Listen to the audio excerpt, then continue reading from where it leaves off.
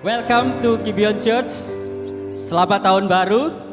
Senang sekali beribadah dengan saudara-saudara pada hari ini. Di tengah-tengah situasi pandemik juga liburan, tetapi saudara-saudara semua bisa memberikan kesempatan dan keberanian untuk datang bersama-sama beribadah di tempat ini. Sekali lagi beri tepuk tangan buat saudara-saudara sendiri. Baik saudara, pada minggu ini kita akan memulai lagi pembacaan katekismus reformasi. Mungkin bagi saudara-saudara yang baru pertama kali hadir bertanya-tanya, kenapa kok gereja ini setiap minggu membacakan katekismus ini? Saudara, di akhir zaman ini saudara, banyak sekali pengajaran-pengajaran yang palsu dan menyesatkan kita semua. Dan melalui pembacaan katekismus reformasi kita akan mendapatkan 3 hal. Yang pertama saudara, kita akan memiliki fondasi doktrin atau pengajaran yang kuat dan benar serta alkitabiah.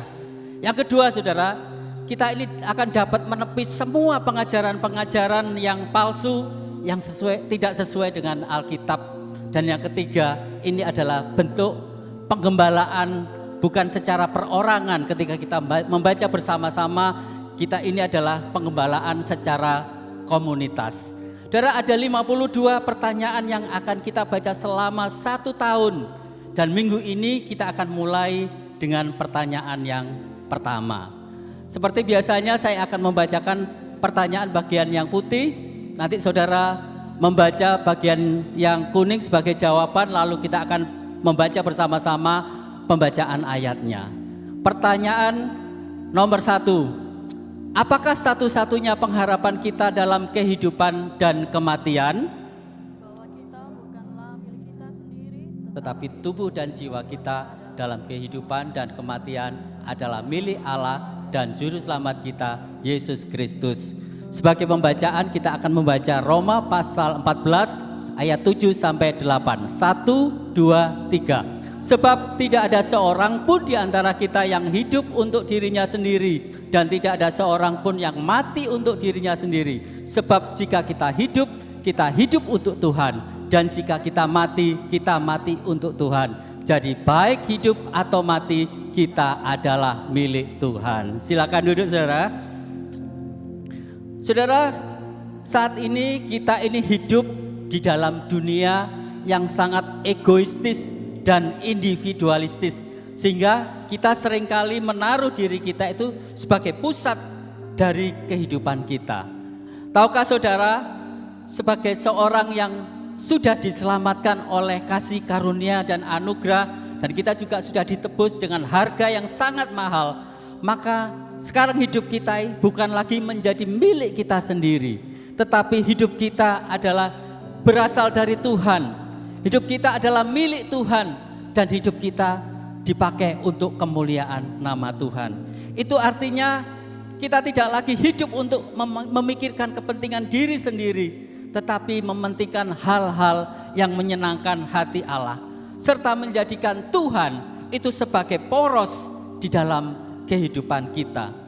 Dan yang selanjutnya, kalau kita sadar bahwa hidup kita ini adalah milik Allah, maka kita perlu menyerahkan seluruh aspek kehidupan kita serta mempercayai Allah di dalam segala situasi yang akan kita hadapi.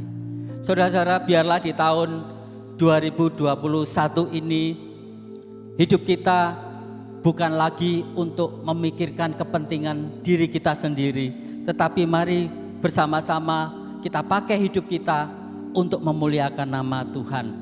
Karena disitulah kita juga akan mendapatkan kebahagiaan dan kepuasan yang sejati. Amin. Mari kita sama-sama berdiri. Sebelum kita berdoa, mari kita bersama-sama merenungkan sejenak. Apakah selama ini hidupmu engkau pakai hanya untuk dirimu sendiri, untuk mementingkan dirimu sendiri? Tetapi biarlah hari ini kita belajar, kita sadar bahwa hidup kita ini adalah milik Tuhan. Biar hidup kita ini kita pakai hanya untuk kemuliaan nama Tuhan.